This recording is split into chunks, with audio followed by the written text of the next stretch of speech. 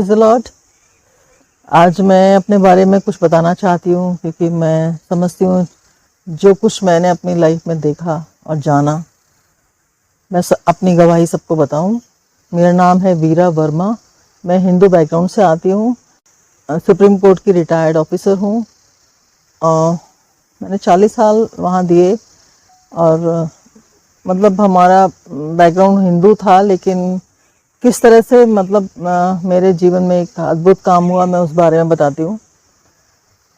मेरे husband exporter थे, importer भी थे, तो वो अंदर बाहर आते जाते रहते थे। तो किसी अपने बिजनेस के सिलसिले में वो बाहर गए थे। ये बात है 1997 की। और वहाँ वो उनको कुछ स्ट्रोक आया, उनको ब्रेन हैमरेज हुआ और वो वहाँ एक्सपायर कर गए। तब मैं दिल्ली में थी और मेरे बच्चे बहुत छोटे थे। एक 13 इयर्स था और एक 16 इयर्स था। दोनों टीनेजर्स बॉय से मेरे पास। और उस समय मतलब जब मैंने यहाँ समाचार मुझे मिला कि ऐसे से वो उनके संग ये हुआ और ये हुआ, तो मैं वैसे बताती हूँ कि उनको दिल्ली लाने के लिए उनको 9 दिन लग गए थे। और उन 9 दिनों में मैंने सारी परिस्थितियाँ मेरे जीवन की बदल चुकी थी। 9 दिन में माने कि मेरे को सब कुछ अपना ख़त्म होता हुआ दिख रहा था। घर कैसे चलेगा, बच्चे कैसे करेंगे, बड़े कैसे होंगे, क्या होगा क्या नहीं होगा, मैंने अपने फ्यूचर के बारे में बहुत मैं चिंतित थी और मुझे समझ में नहीं आ रहा था कि अब क्या होगा, अब आगे क्या किया जाएगा।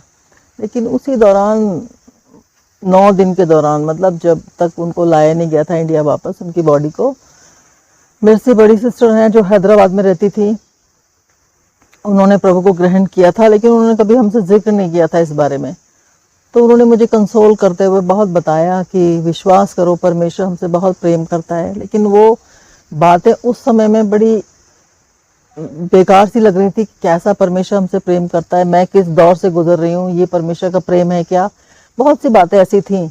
लेकिन तभी एक उनकी फ्रेंड थी दामिनी शाह, जो मेरी स्पिरिचुअल मदर हैं और वो भी अभी हैदराबाद में ही हैं। वो मेरे पास आई और उससे पहले मैं ये बताती हूँ कि 9 दिन तक माने मेरे ये हाल था कि रो रो के मेरे आंसू सूख चुके थे।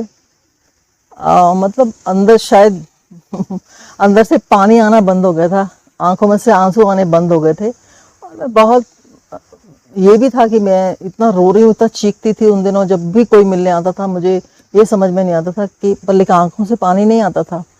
तो उन सब बातों को